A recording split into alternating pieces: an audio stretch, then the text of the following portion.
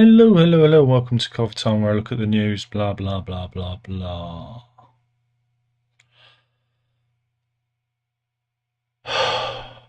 Here we go again. Top story. When you think of political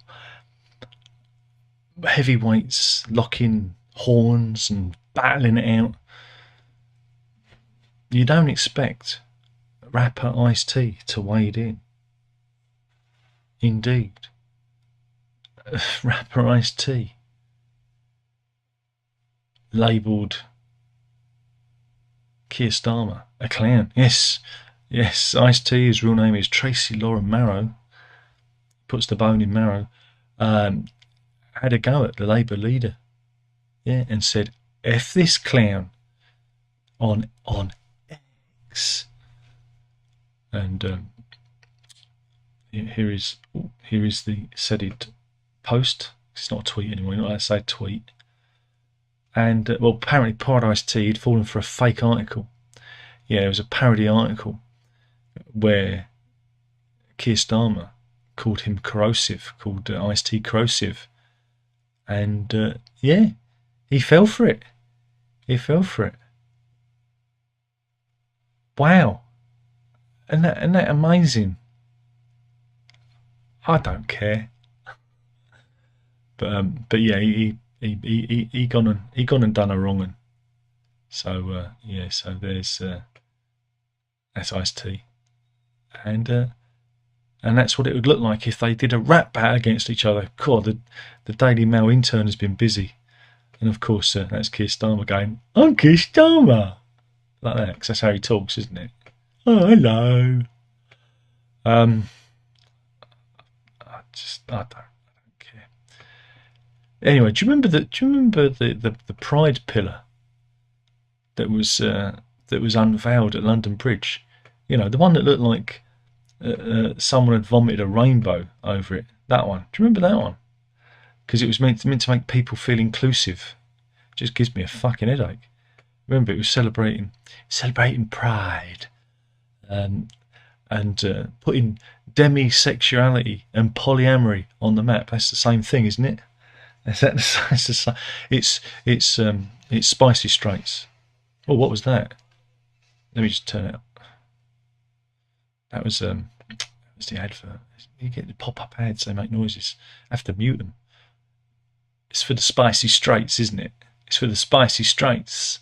Well, anyway, it's been revealed. I guess they've done one of those freedom of information requests, and Network Rail, who put it up. Network Rail. It cost them £2,948.32 for the production, delivery, and installation of the wraps for the column, and you add an extra £589.66 in VAT, bringing the grand total of £3,537.99. And guess what? All came from the taxpayer. Oh yeah, we paid for it. We paid for it.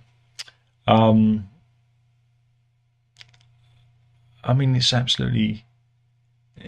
with the cost of travel at the moment, it's just absolutely ridiculous. But hey, I hope you're all feeling inclusive, especially all you pansexuals who are humping the furniture right now, like a dog on heat. 'Cause that's what pansexual really means. It means someone that will hump anything, even in inanimate objects.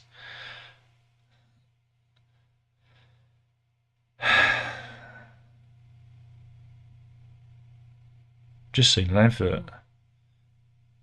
don't know if I can get it on the screen, from Temu, and it's for a hat. I might get it. Look, Grumpy Old Man Club hat. I'm going to get that. It's good because it's made by tiny little Chinese children in sweatshops in China, which means it's good value. It's good value for money.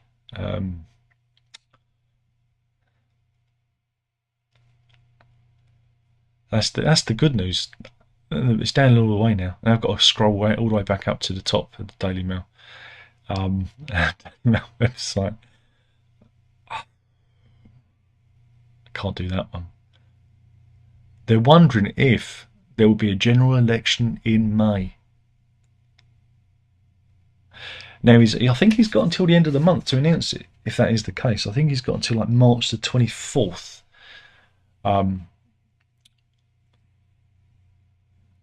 Yeah.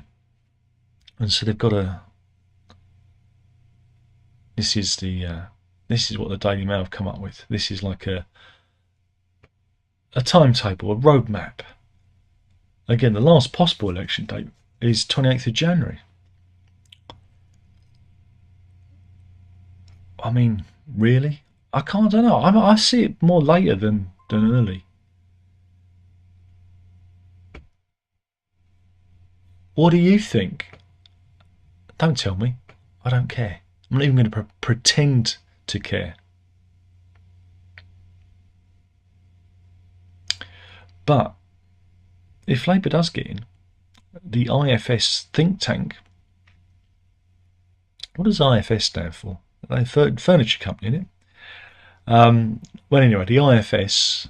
Who are the IFS? I don't know who they are. Anyway, it says they're a respected think tank. Would have issued a chilling warning to any potential leaders of the country, because the next 5 years could be the hardest for the Chancellor since the Second World War.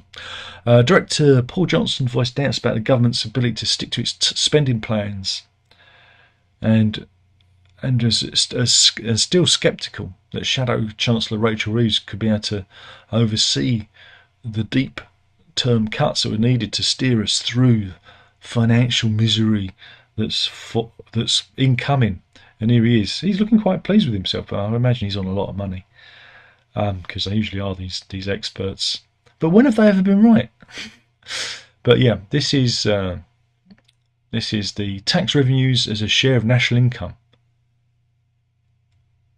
That's nice chart. Nice chart. Shame if it got featured on Coffee Time and I completely misinterpreted it, wouldn't it? But oh, it's the Institute of Fiscal Studies. I knew that. I knew there was a fiscal in there somewhere. You know, we're all in the shit, aren't we? Everyone's in the shit. I wonder what happened recently. What happened in Labour the last 5 years that could have caused this? I don't know. It's almost like the world economy closed down for a period of time and needs about 10 years to get back on track again. There's a good story here, but it's in Mail Plus. Can't do that.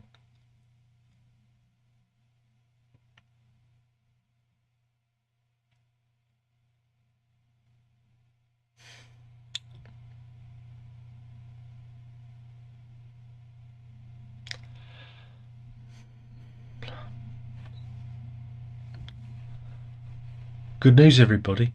A top Russian military officer warns that the Ukraine conflict could escalate into full-scale war in Europe. That comes from Vladimir Zarodnitsky. He's the head of the Russian Army's Military Academy of General Staff. Yeah, be fine. Meanwhile, let's go to a garage in London. Funny, because the missus went to the garage today to have MOT on a rotten old motor that I can't stand. But thankfully, this didn't happen to her. Watch your step. Way! Whoa there she goes. Into the pit. There you go.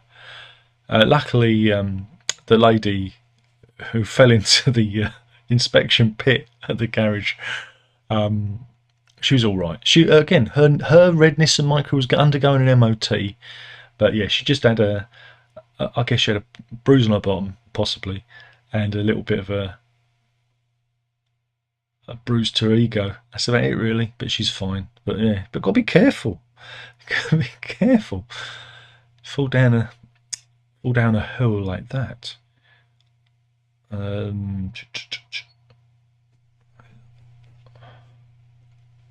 Meanwhile, residents of Milton Keynes are fuming. Apparently, they could be. I guess they're furious. Why are they furious? Well, apparently, BBC have come under fire because of their show EastEnders. It's all one word. All runs in EastEnders. With me, I think we've been saying it wrong all these years. It's East Tenders. East Tenders. East Tenders. I want everyone to start saying East Tenders. All right? Well, anyway, residents of Milton Keynes. Do you remember when we used to take the mickey out of Milton Keynes for having concrete cows? Or did I dream that? That was a thing, wasn't it, once?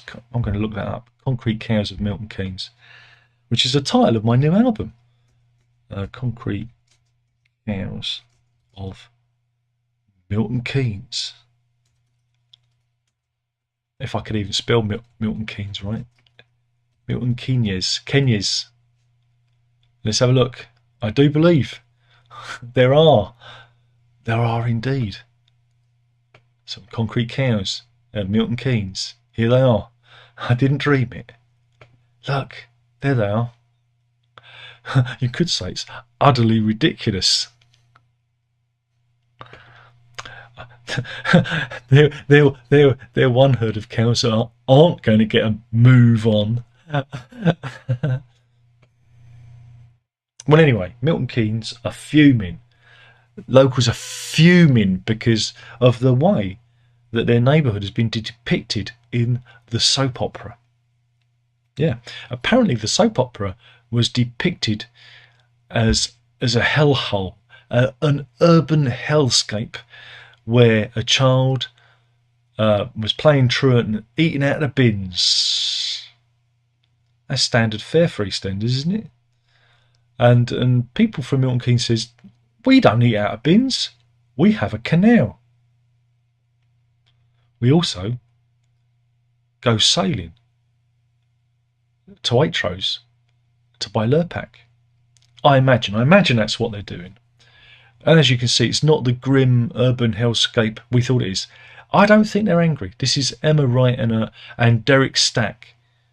They said that their home is in a beautiful area, but their arms ain't folded. Come on, son, fold your arms. But yeah, they actually portrayed Milton Keynes as more like this. But the episode, which was pretending to be Milton Keynes, was actually filmed in Barnet and saw the return as Bianca Jackson, played by Patsy Palmer. Ricky! See, I do all the impressions. I do them all. And I mean, look, that looks like fun, doesn't it? I'd rather stick hot needles in my eyes than watch EastEnders. And yeah. Meanwhile, this is actually a picture of a Milton Keynes estate, which that does look like a hellscape to me. Look, there could be a child hiding behind that bin, eating from said bin. Yeah, but Ben Everett, the Milton Keynes North MP, here he is. He is demanding that the BBC apologise for the portrayal. Son, ain't you got a fucking proper job to do? Like maybe get some of the bills down. But yeah, I mean. And this is a picture of Milton Keynes. Come on. Come on. And this is the Lakes Estate in Milton Keynes. It looks a bit like Barnet, doesn't it? It looks a bit like Barnet. Oh dear. So, yeah, and it's another picture of the estate. Look at these like upstairs, downstairs. Look. God blimey. Wouldn't want to live there. Wouldn't want to live there. Anyway, that's me taking the piss out of Milton Keynes. And their concrete cows. I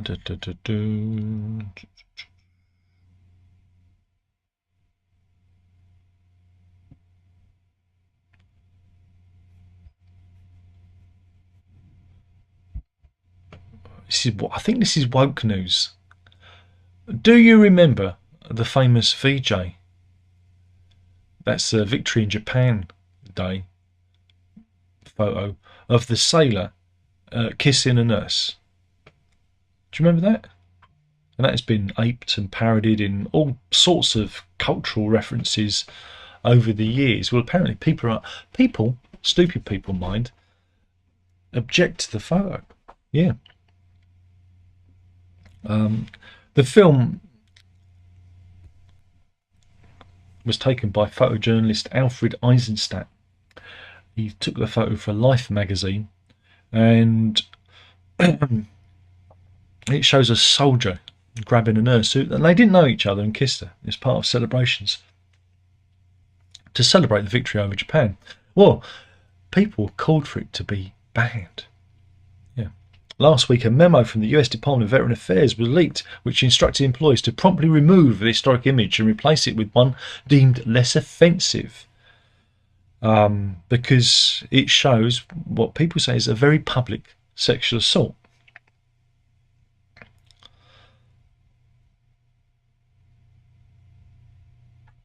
But the two people, this was George Mendoza and Greta Friedman, who was a dental nurse, recreated the kiss in 1980. Look at that. They recreated it. And they were only named in 2012.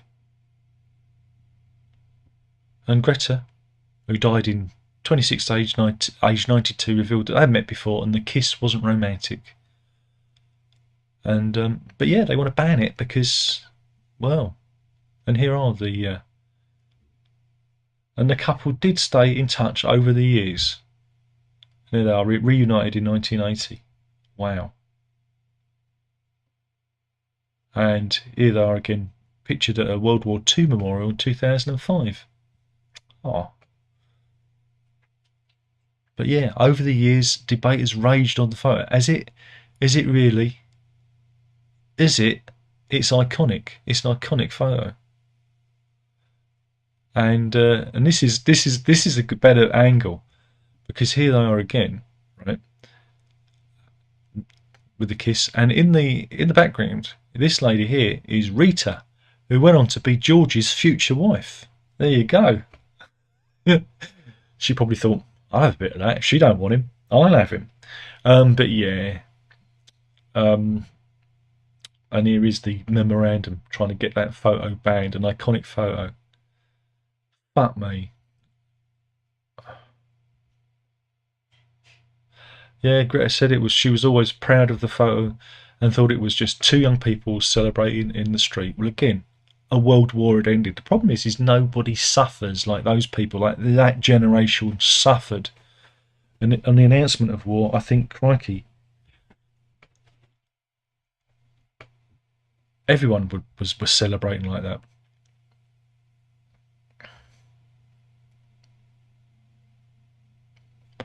Court news. Here's a good one. This is an odd one. This is Keith Elliott. He was employed by fashion tycoon Donna Ida Thornton to restore her 16-bedroom Grade 2 listed Langdon Court property with the intention of turning it into a boutique hotel. But he's suing her over an unpaid bill of almost £250,000. This place was based in South Devon. It was a South Devon country manor here.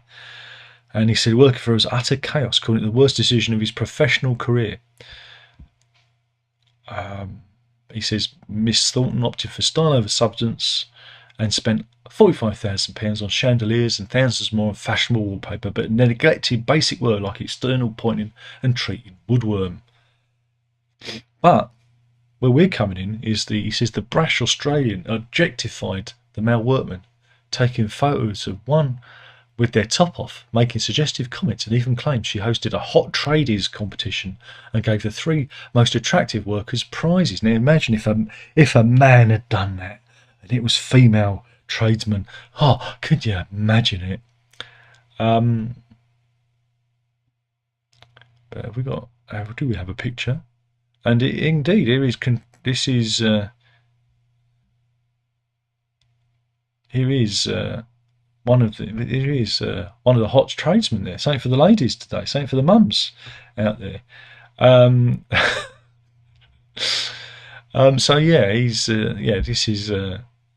This is This is the fella that's suing Keith Elliott. He's suing her. I'm trying to get a good picture of her. Here she is. And here's something for the dads. This is Miss Thornton. Here you go. They've gone through her social media. And yeah, so he's suing her. But it's more about the money more than anything else. See, again, she loved tradesman Barry. She was taking loads of pictures of him topless and posting them. You know, there he is in his Calvin Kleins, you know, painting away with his little brush. And yeah, this was these photos. She got them to pose, and she uploaded them on her website. The tradesman. Okay. Imagine if it was the other way around. Oh well. I suppose all these ladies have got to get out of this system, isn't it?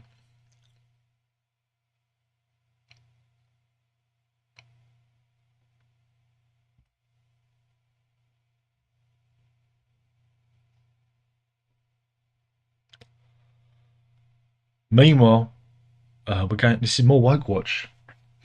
More woke watch, and it's the destruction of the human language to create situations where we can't identify what things are anymore. You know, because let's live in utter chaos. Words are exclusive, not inclusive. We have exclusive words so we can describe things accurately. If you use so-called inclusive language, which is gibberish, then we can no longer describe the world that's around us, and chaos and confusion will unfold. That's my angle. That's where I'm coming from. So I believe in language, and I believe it's important to, you know, that we all understand what we're talking about. You know, plain English. Anyway, an MP. This is Nick Fletcher. He's Conservative MP for Don Valley. He has slammed the NHS. This is a position posted by the South Yorkshire Integrated Care Board. And he claims that the language used in the advert was disrespectful to women and mothers. And have we got the advert? It says, yeah, according to the description role, maternity and neonatal independent senior advocates help ensure the voices of women, birthing people and families are listened to, heard and acted upon by their maternity and neonatal care providers when they experience an adverse outcome during their maternity and neonatal care. Now, the word maternity is, again, it's so funny because you've got birthing people and you've got maternity. They're going to have to get rid of the word maternity because maternity means mother, doesn't it? Really.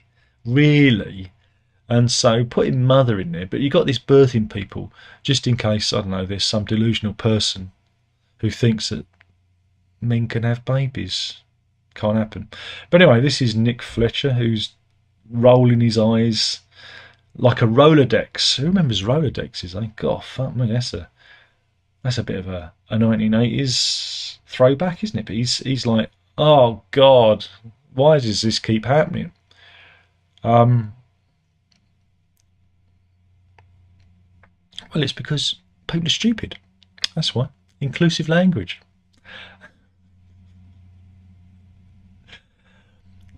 They could say, right, voices of women, mothers, the delusional.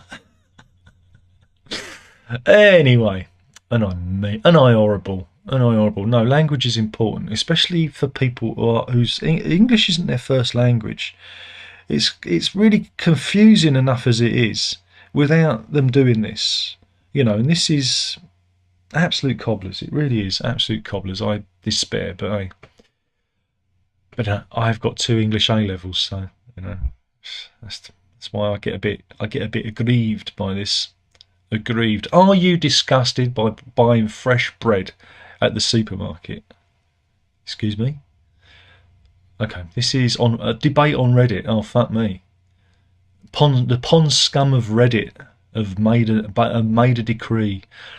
Apparently, on the subreddit R Casual UK, one suspicious shopper said, no. Right. I asked, does anyone agree it's odd that bakery bread is uncovered and unpackaged to be fingered by the masses? And it's funny because the picture that they use shows 2 loaves actually in packaging. and all the loaves in the background in wrap. Well, it's no different from your fruit and veg. I don't know. I don't really care. I don't. Did you? Do you care? Do you go on Reddit? Is Reddit still a thing? I don't. I don't do Reddit. The only time I ever went on Reddit was when people were accusing me all sorts of weird things after the that band, had a go at me back in 2019. Oh, there's an animal story there. Oh, it just refreshed a page and a whole load of new stories have come in. Oh, here you go. Are you worried about your heart? Anyway, apparently microplastics, right, are everywhere, from the bottom of the Mariana Trench to the top of Mount Everest. Microplastics. These are tiny particles of plastic. And new research from the University of Campania. Where's Campania? Have found small pieces of plastic in more than half of patients undergoing procedures to clear arteries in the neck. And this has raised concerns that microplastics could increase your risk of heart disease, strokes, and death. And here is microplastics. This is under electron microscopy. Microscopy. You said it right. Wow. Who'd have thought it? It's everywhere. And here's a stock image of a man holding his tit. There you go. He's going, oh, I've got a tit. Man boob. But yeah, in the study, researchers analysed 304 patients who had undergone procedures to clear a major artery in the neck. More than half, 58%, were found to have microscopic and nanoscopic, that's even smaller, jagged-edged pieces of plastic in the plaque lining of the blood vessel. This included both polyethylene and polyvinyl chloride. That means, vinyl record collectors are probably most at risk from this.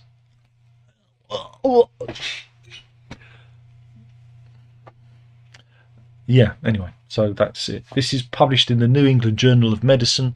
The team wrote, polyethylene and polyvinyl chloride in their various forms are used in a wide range of applications, including production of food, cosmetics containers, water pipes, yeah, we know that, and vinyl records and CDs.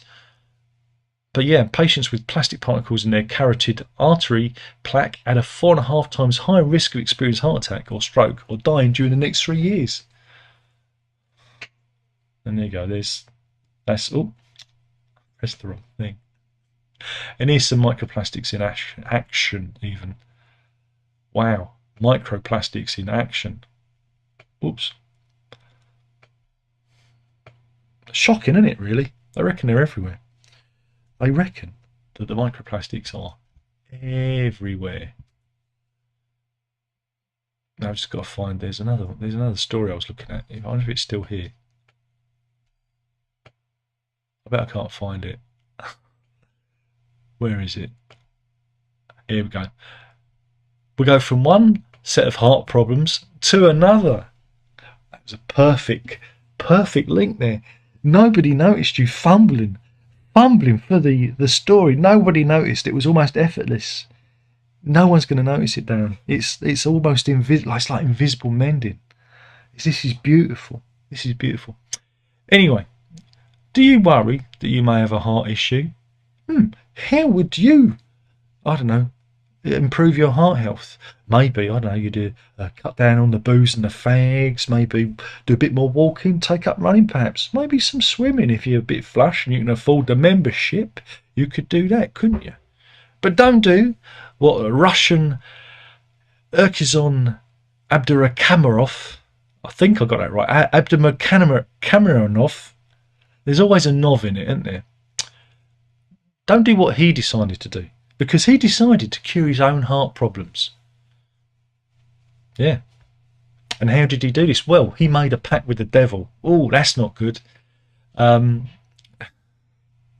he made a pact with the devil, like you do. You could say he's like a modern day Faust. See, Faust. It was Faustian. I'm going to shut the door because the missus is banging around out there like a banshee, banging around. She demanded coffee time, but she doesn't respect the coffee time.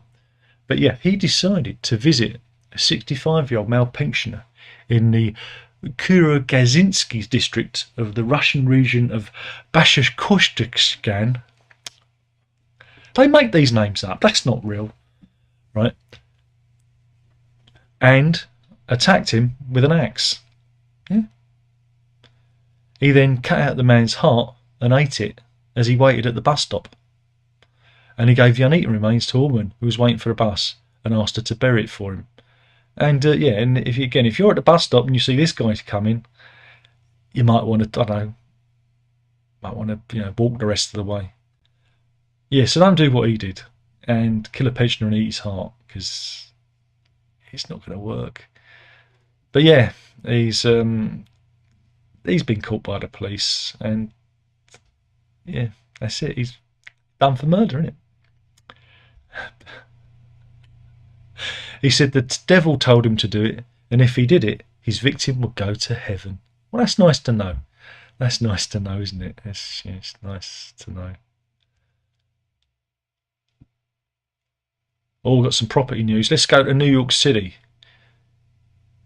New York, so good they named it twice, but not this one. This is a studio flat in the Big Apple's Nolita neighborhood, and it's what do you say, compact bijou. But yeah, here we go. So let's have a look. Well, I guess I like those glass bricks. Those glass bricks are kind of stylish, but so let's have a look. Let's have a peek behind. Oh dear, that's a half-finished shower, and that's directly behind the front door there. Okay, so you walk in straight into the shower, and then your shower is really close to the kitchen. And if you want some toast whilst you're having a shower, I guess. And I suppose that's the toilet where you kill yourself, because it doesn't have a light, sink or mirror. So you'll have to wash your hands in the kitchen sink or in the shower. Just have a shit and have a shower. And yeah, this is where it is. This is at 232 Elizabeth Street in the Big Apple in the Nolita district. Right, and there's your closet space. Enough for a couple of pairs of shoes, some trousers, not a lot else. And yeah, it's kind of long. It's long. So there's the front door. The front door opens into the shower, and then you walk into the kitchen. Right? And yeah, and if you want this up for rent for the rather reasonable sum of $3,495 a month. You got to be a special kind of stupid to fall for that one. Yeah, yeah.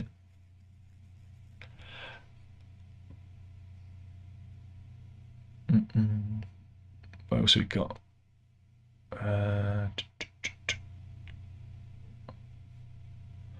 God, there's some good animal stories today because it's Crufts on, so there's a few dog stories here, which is nice. So that's good. How long have I done? Oh Christ, I've done quite a lot.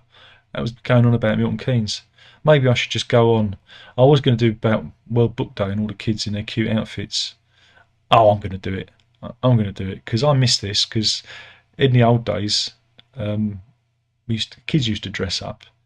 Anyway, this is Theodore Potasides from Highgate, and he's going as Zog. There you go, the dragon. Because it's the kids dress up. She's gone as Miss Trunchbull from Matilda, Roald Dahl's book. Very good, very good. And is that a big potato? I'm not sure what that guy is. But there's a lion, and is that a ballet shoe? God, that's very, very good. And of course, that's Wally, old Waldo, isn't it? I found him, and that is Horrid Henry. That's Andy Warhol. No, it's David Hockney. I always get them two mixed up. Not really Book Day though, is it? Not really Book Day. He's gone for his favourite artist. That was Bunny, age 3. And this is brothers Teddy and Sonny. And that one's gone as the Gruffalo, and that fella's gone as Stickman. There you go. And Ringo, the miniature schnauzer from Hampshire, he's Bram Stoker's Dracula. I like it. Yeah, something of the night about him, doesn't he? Something of the night there. I like it. Oh dear. I like it. And we've got to get some Harry Potter in there. J.K. Rowling for the win.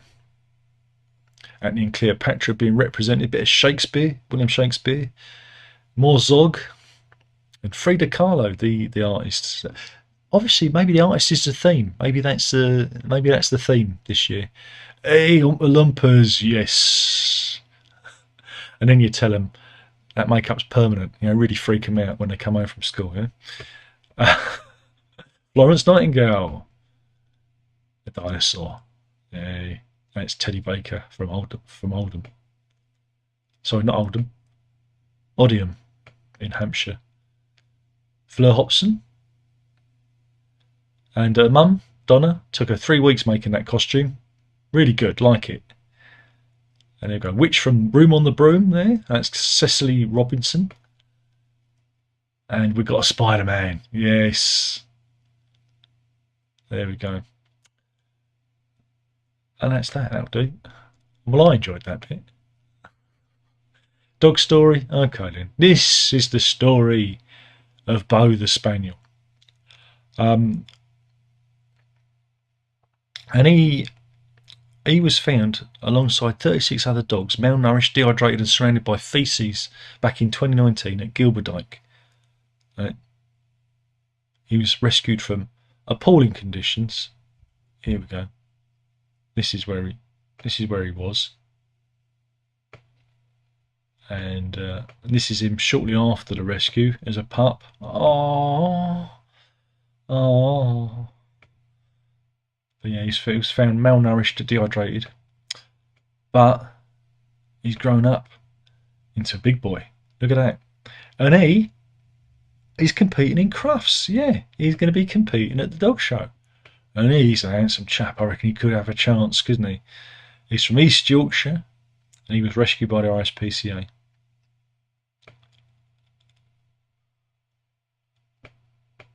There we go. And Indy is another dog who's going to Crufts.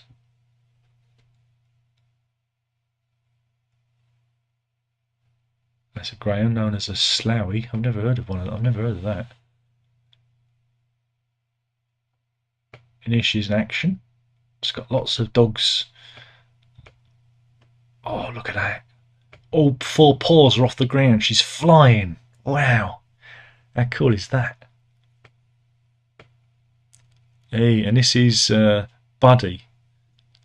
And he's going to be taking part in the agility. Yes, the Border Collies are represented. And we do have dog cam. Yes, we do have dog cam. We've got a Border Collie too. And Buddy's handsome. And so's Layla. And she could do the agility. Have we got a picture of him in action? No, we haven't. But anyway, there we go. So that's Crufts at the weekend. I think it's held at the Birmingham NEC. Oh, this is just cropped up. This is a Air Canada Boeing 777, which was carrying more than 700 passengers. It was taken off at Vancouver Airport in Canada, heading towards London, when a photographer managed to catch it being struck by lightning. Look at that. Wow. And we'll end on that one. There we go. Who's in? And 11 people in. That's almost a party. Andrew's in. It's a good day. Good day to you. He says, IFS fiscal stuff. I got there. And he says, Clive says, hi there, Darren. We're effed whichever way we vote, I reckon. It doesn't matter. Doesn't matter. Remember, I've got a bit of a wheeze. Remember, no matter who you vote for, the government always gets in. It's the civil servants who make all the decisions, you know. Andrew says, yes, concrete cows. And Fasano says, how goes it? It's going. And Fasano says, ban the victory kiss photo. Are you serious? Renee's in. The watermelon is present. And everyone says, hello, Renee. Fasano says, watch what you say, Darren. YouTube will cancel you. No one will notice. That's the great thing about if I'm cancelled. No one will notice. Beautiful. It's beautiful. Because what I'll do is I'll just do coffee time. You know, I'll just record it and show it to the missus on the iPad, and it'll just carry on. You got dog cam. You got dog cam. If someone says not one photo, but a photo of Milton Keynes residents with their arms folded, I know. I was very upset with that. I don't think they're angry at all. I don't think even they weren't even fuming. You know, didn't even have their hands in their pockets. Andrew says that means me, vinyl junkies. Indeed, it certainly means it reconstitutes the word vinyl junkie as something that can kill you. Payne says bashed his caustic scab. Not a proper name, probably. It's the Goonies. Got grabbed by the Goonies once. It's very made my eyes water. And Sano says, good animal story today, cheers. And Aracat's in, bloody hell, where you been? They let you out of prison again? Yeah? Yeah? Or was it that special hospital with the padded walls? Anyway, welcome. And that's it. That's the news for today. Oh, he says, would you name you as a replacement when who would you name as a replacement when you get cancelled? I'm not getting cancelled. There is no replacement. I'm the only one that does this kind of thing. No idiot would sit here talking about the Daily Mail website live and trying to make fun of it. It's very hard, very hard. No one does what I do. Nobody does what I do. Nobody knows what I do. Anyway, anyway, I'm happy. Thank you for watching. Killing the channel one video at a time. Missus, I hope you're satisfied. Did your bloody coffee time for you? I need to train someone. No, I don't. I don't need anyone. Why would I do that? That'd be silly. No one wants to do this anyway. I don't know anyone on YouTube. Nobody wants to be my friend. Because I'm so horrible. Anyway. Oh, where am I? Anyway, let me see. Let me just check this out.